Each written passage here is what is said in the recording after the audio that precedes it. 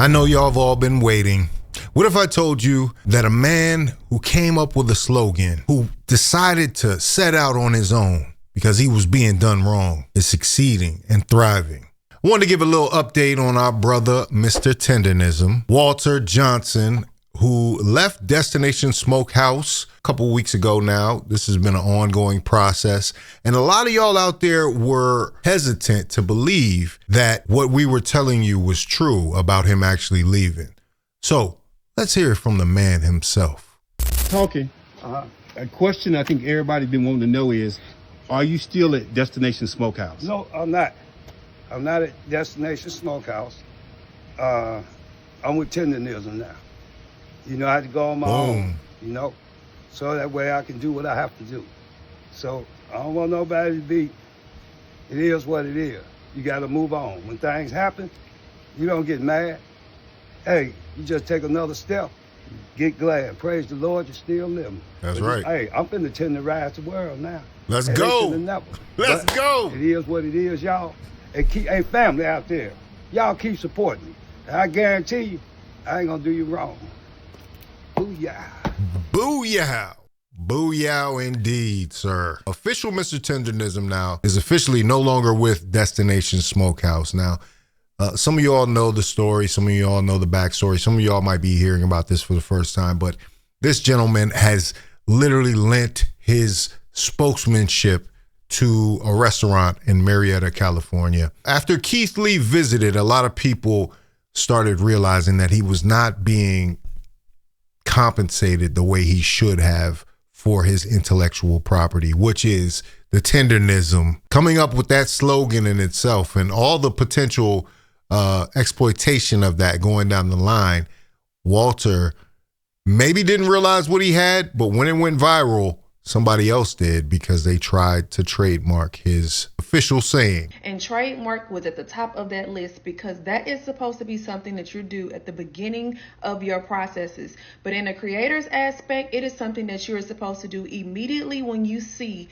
that whatever it is that you created is starting to take off as a trend. There are multiple different classes that you can file when you are filing trademarks. And so whatever those classes are, so you want to make sure that you hit those industries and those specific uses. And this is how people are able to use the same name for different businesses because they are in different classes using those names, just to break that down for people who don't really understand that. And here's the thing, when you file a trademark and you file anything that is of government records, it is public information. It is public information. So the name, the address, the telephone number, the email, down to the Facebook page that was listed on here is put into the application and for the public to view. Because I filed so many of my own trademark applications and I've been through so many trademark processes for myself, this is why you will see people file trademarks years in advance. Like Beyonce, she just dropped a whiskey brand, Sir Davis.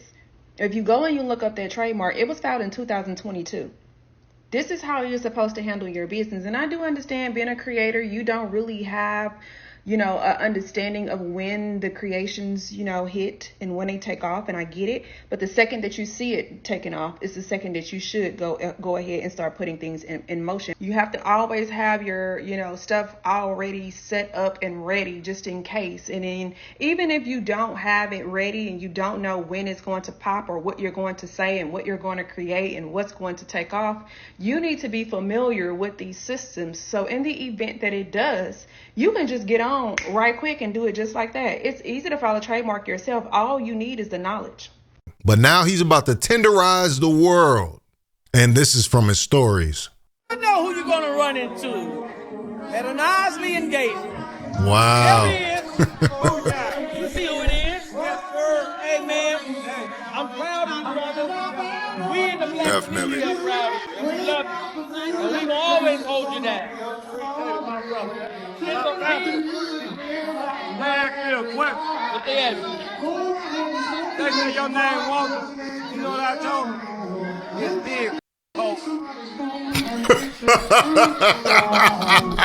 Yeah.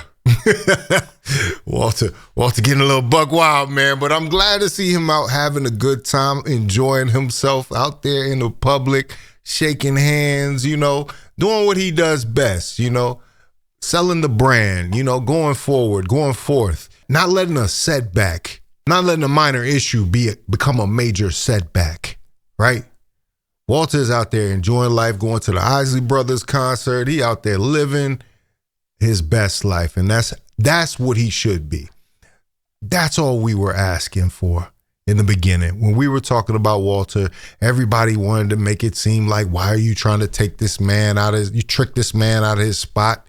Like, this man, we could see the manipulation that was happening. And thank God Keith Lee walked into that place without even getting to meet Walter and could sense that there was something wrong. And it reflected in his review of the video. And see, the owner's ego was so out of whack that he didn't like the review, even though he didn't say anything necessarily bad about the food. Which I've heard some other people say that restaurant's barbecue is mid. That restaurant's barbecue is just average at best, you know? But Keith Lee coming into that spot, it just opened up a can of worms, you know what I mean? And that's the Keith Lee effect, low key.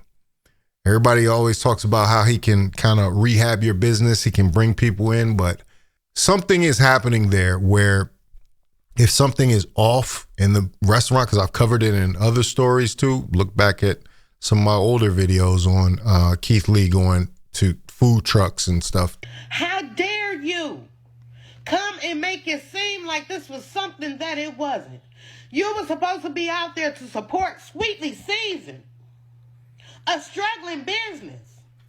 And then you turn around and make it seem like it was something that it wasn't. I dare you.